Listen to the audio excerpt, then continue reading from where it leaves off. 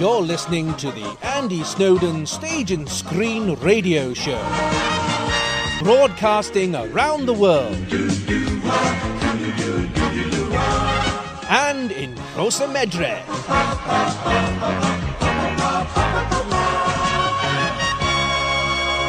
When I was your age, television was called books. What's the buzz? Tell me what's happening. What's the buzz? Tell me what's happening. What's the buzz? Tell me what's happening. What's the buzz? Tell me what's happening. I'm going downtown tonight.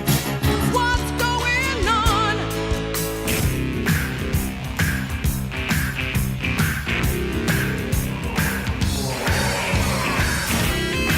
Coming to Theatre Clwyd on Tuesday of this week, Tuesday the 5th of March, for 1 week only. Running until the 9th of March is the touring Middle Ground Theatre Company's The Verdict. The Verdict is a stunning courtroom thriller made famous by the 5 times Oscar-nominated Sidney Lumet film with Paul Newman and James Mason. And this one stars, well known to everybody who ever watches TV. Anybody who watches Emmerdale, Casualty, Blue Murder, Doctors, to name but thrice. Coronation Street, did I mention Corrie? Ian Kelsey. Ian Kelsey is playing the lead in this production, playing the part of Frank Galvin. And I caught up with Ian on Thursday afternoon, and we had a good old chat about all things The Verdict. I will let him explain everything to you. Here he is on Calon FM on the Stage and Screen Show. Ian Kelsey. This show, The Verdict, it looks intriguing. Can you give us a quick synopsis? Yeah, cool.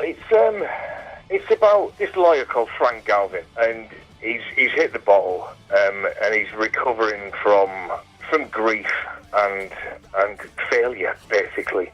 And it's his last chance to do anything with his life. And he's just been ambulance chasing. He phones all the mortuaries every morning to see if there's any kind of case that he can look after that, quickly get it tied up. And then he gets pushed this case in front of him. And very quickly he gets a very handsome buyout offered to him by the Catholic Church, because the Catholic Church are responsible for the hospital that make this grave error on this young girl. Right. And he smells a rat, and the money would set him up, and the money also would be good for the family of the girl who's been turned into a vegetable. Mm-hmm.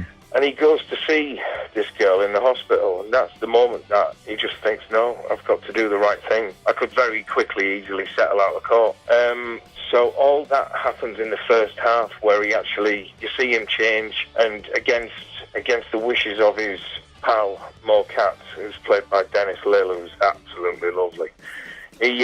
People are shouting at him to go for it, to go for the buyout, you know. Yeah. And he goes, no, I'm going to do right by this girl. And he goes against, because, you know, the defence is funded by the Catholic Church, so they have the best lawyers in the Western Hemisphere. Uh-huh.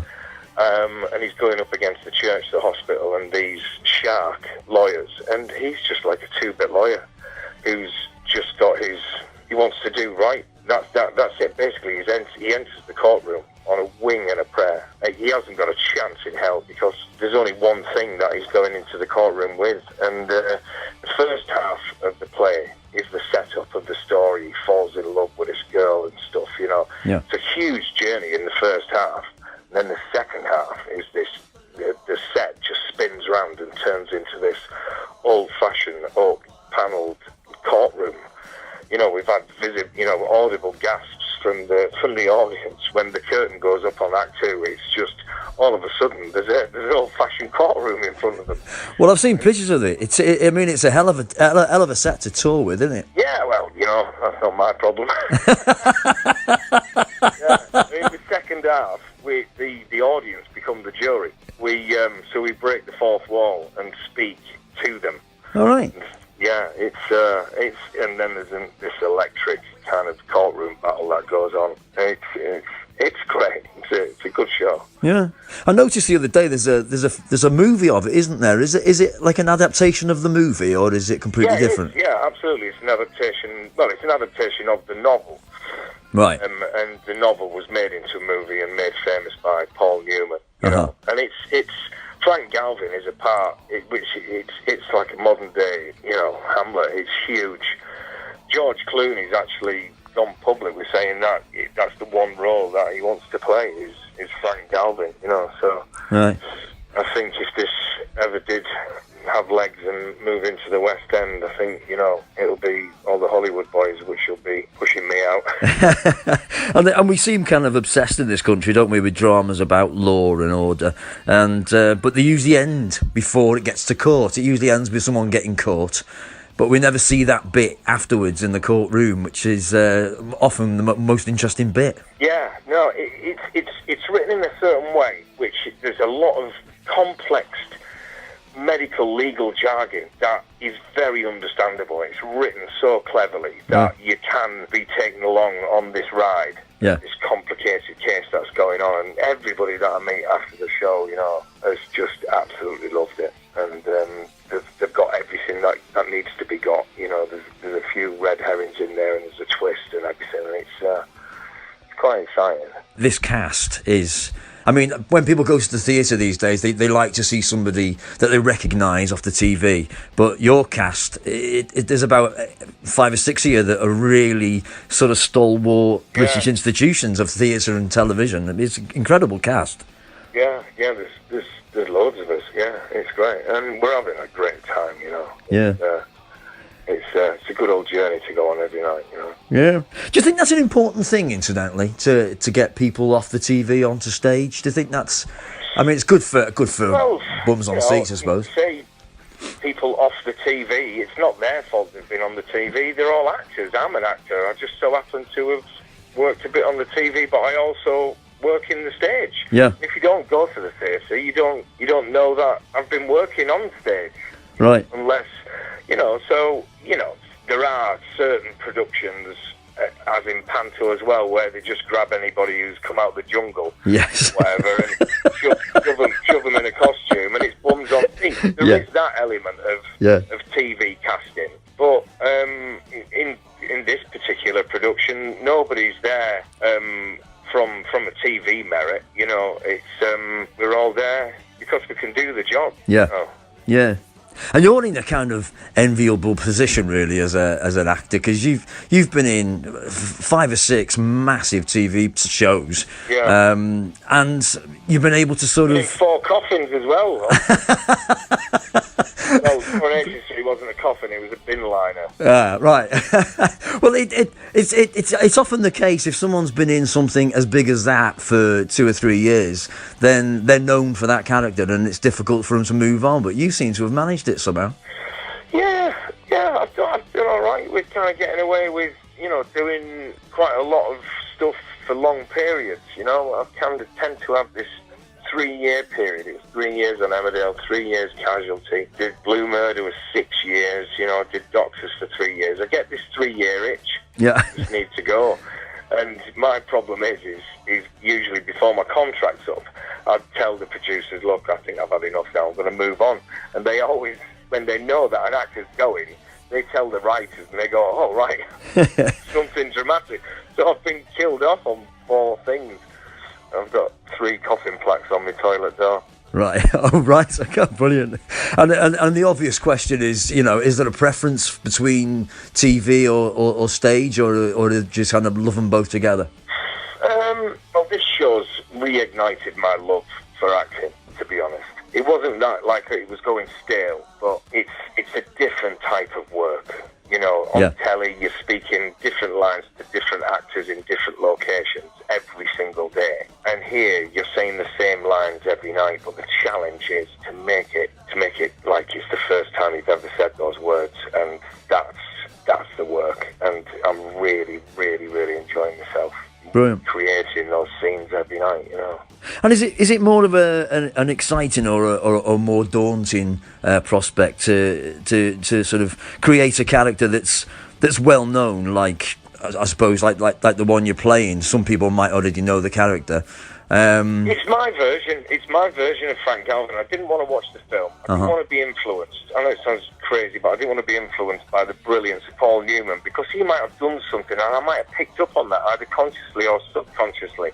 But I wanted this to be my version. Yeah. So I had to be brave enough to go, you like it or you don't like it. This is my Frank Galvin. Yeah. And, you know, it's not the same as the film. It's not the same as the book. It's been adapted in a certain way, and it's been condensed into 2 hours. And it wasn't daunting in that respect. But what was daunting, obviously, was the huge gig that it is, and you know, stepping out there for the first few nights, because you know we've been rehearsing the second half, talking to wallpaper in the rehearsal room, you know, and there was no way that you could prepare for 400 faces looking at you, saying these words. So the first night was quite jittery, and it was like, what is this going to be like? You know, I mean, you can, out of your peripherals, you can see the first 20, 30 rows, and then the lights just take over and kind of blind everything out. But, you know, you can see people. Yeah. And I remember when you were in Greece, in the West End. So, I mean, obviously it's a completely different ball game, but have you ever, I mean, you must be able to knock out a good tune. Have you ever been approached to do any singing or anything? One of the band from Chicago, he's got his own recording studio. He's making noises by me doing my own swing album, but I've not really been approached to do that. I think that was Robson Green put that one to bed, didn't he, after he earned millions. But no, I do enjoy doing musicals, really do it, you know. Yeah. You know, I went to a drama school that kind of kicked out jack of all trades, really. So, yeah, I do enjoy having a bit of a huff and a sing. Right. And you're a photographer as well. Is there anything you don't do? I'm just about to do one of the cast members' headshots, actually. Yeah, so I've been doing quite a lot of behind-the-scenes stuff. If ever I've got a friend who's, you know, in a show, I'll get access to the wings, and because I'm an actor, it's kind of, I get the, you know, obviously I have to get the agreement from the cast and the company and everything, but I'll just nip about backstage and get those moments before people go onto stage. So it's hopefully going to be like a 10-year project. I'm like 2 years into it, and it's going to take me time and kind of put together a collection of photos and hopefully approach some sort of publisher or something. But I've always taken pictures on set. I just record my whole life, and now, you know, the iPhones are in place. Yeah. You know, you've got a brilliant camera in your pocket at all times. Yeah, absolutely. It's been a treat speaking to you, mate. Thanks ever so much for that. No problem. And we all look forward to you coming to Theatre Clwyd on Monday. Yeah, lovely. Excellent. We start Tuesday night. Oh, Tuesday night, beg your pardon. Right, okay, great. Yeah, Tuesday to Saturday. Okay, smashing. All right, you take care of yourself, buddy. Thanks ever so much for that. All right, cheers, mate. Cheers, take care.